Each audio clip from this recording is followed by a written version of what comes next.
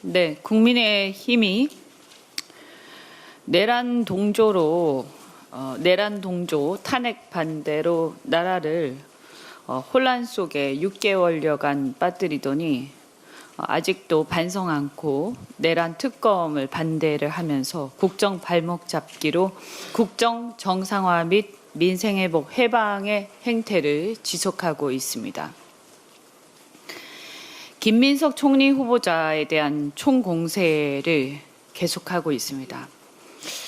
많은 분들이 말씀하시지만 지금 대내외적 상황이 굉장히 어렵습니다. 이미 내수 침체는 말로 다 할 수가 없습니다. 그런데도 이 추경에 대해서 협조하기는커녕 송원석 원내대표는 졸속 추경이라면서 원색적인 비난을 쏟아내고 있습니다. 그뿐이 아닙니다. 호르무즈 해협의 봉쇄 위기로 중동발 쇼크의 위기 속에서 물류 대란이 우려되고 있습니다. 이것이 현실화될 경우에 상당한 경제적 타격이 우려되는데, 이 상황 속에서도 국민의힘은 나라 경제나 안보에 대한 걱정은 눈꼽만치도 없어 보입니다. 도대체 이분들은 뭘 하는 사람들인지 모르겠습니다.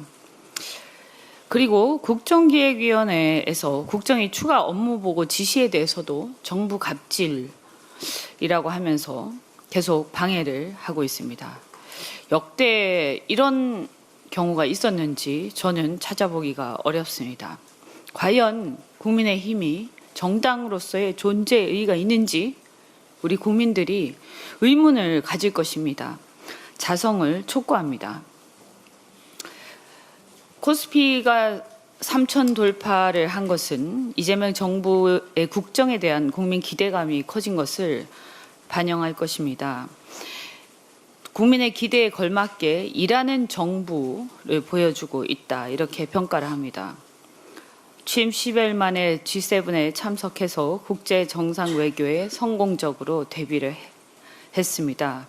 그리고 귀국하자마자 울산 미포 산단의 AI 데이터 센터 출범식에도 참석을 했습니다. 울산 AI 데이터 센터는 지난번에 언급한 바와 같이 AI G3로 가는 인프라 조성의 시발점이자 정부의 지방 분산형 데이터 센터 정책의 주춧돌이 될 것입니다. 또한 경기 진작과 민생 회복을 위한 신속한 추경의 편성도 일하는 정부를 보여주는 것입니다.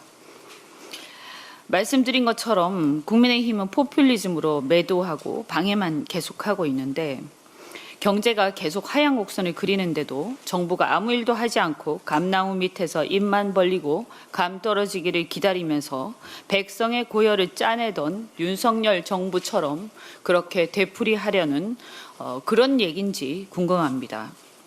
국가는 손 놓고 있을 게 아니라 자본주의 사회에서 경제 구성원의 하나로서 전략적 투자자로서 대한민국 경제 회복에 투자하는 것입니다. 경제 회복 효과로 세수 효과를 누리는 정부 효능감을 극대화해야 합니다. 또한 GDP 대비해서 현재 국가 부채 비율은 약 48%입니다. 극심한 내수 침체를 고려한다면 확장 재정에 다소 여유가 여전히 있다, 이렇게 판단이 됩니다. 과거에 일본 아베 정부 시절에도 산업부흥 정책을 시행하면서 이렇게 재정 확대를 이미 한 적이 있고, 하는 총재는 최근 추경이 물가에 주는 영향이 크지 않다라고 하면서 추경에 대해서 이미 긍정적인 평가를 한 바가 있습니다. 국힘은 무식한 얘기 그만하고 묻지마 포퓰리즘 공세를 멈추고 민생과 경제를 위해서 추경에 신속하게 협조를 하셔야 합니다. 국민이 기대하는 일하는 정부에는 일하는 총리가 필요합니다. 김민석 총리 후보자는 과거처럼 얼굴마담형 총리가 아니라 실권을 가진 실무형 총리로서 진짜 일하는 총리가 될 것이라고 기대합니다. 다양한 상임위 활동을 거쳐서 국방, 통상, 건보개혁 등 현안 대응 능력을 갖고 정무적 감각과 검찰 등 권력 기반 개혁에도 누구보다 적임자라고 판단합니다. 이재명 대통령의 국정 운영 철학에 대한 이해도 높아서 시너지가 기대가 됩니다. 그동안 의뢰의 헌법의 정신을 위반해서 얼굴마담형 총리를 내세워서 국정을 운영을 해왔습니다. 많은 의원들이나 정치인권 그리고 국민들이 헌법 정신에 따라서 제대로 실제로 일을 하는 행정부를 통할하는 그런 실무형 총리를 임명해라 이렇게 얘기를 해오지 않았습니까? 저는 김민석 총리야말로 제대로 일을 할 수 있는 일하는 총리가 될 것이다. 이런 것은 우리가 조금만 생각해도 알 수 있다 이렇게 생각합니다. 이것이야말로 국정을 정상화하고 헌법 질서를 수호하는 일환이다 이렇게 생각하는데 국민의힘에서는 과거 이렇게 얼굴마담형 총리 또는 방패막이 총리를 내세운 것에 대해서 반성부터 하고 비판하시기 바랍니다. 그동안 억지 공세가 안 먹히니까 국힘이 새롭게 소득 누락이라고 하면서 또 공세를 하는데요. 출판 기념회나 경조사비는 그동안 대부분 국회의원이 따로 신고를 안 한 것이 관례였습니다. 물론 이것에 대해서 비판을 할 수도 있다 이렇게 생각하는데 그러려면 그동안의 관례에 대해서 앞으로 이것을 입법을 통해서 우리가 다 같이 하지 말자 이것을 이제 신고하고 전부 다 투명하게 하자 이렇게 하셔야 할 것입니다. 그런데 그 이전에 제가 꼭 짚고 넘어가고 싶은 것은 민주당보다도 국민의힘에서 훨씬 더 이 문제에 대해서 제대로 신고하지 않고 누락해 왔다라는 것을 분명히 짚고 넘어가고자 합니다. 일례로 주진우 의원 본인을 비롯해서 권성동, 권영세, 송원석, 곽상도 의원 등 국민의힘 의원 10명이 지난 5년간 경조사 소득을 누락했습니다.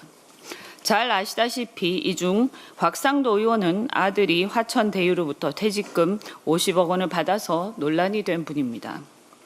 특히 주진우 의원은 대통령실 법률비서관이던 2023년 당시 조모상 소식이 국내 여러 언론에 부고란에 게재가 되기도 했습니다.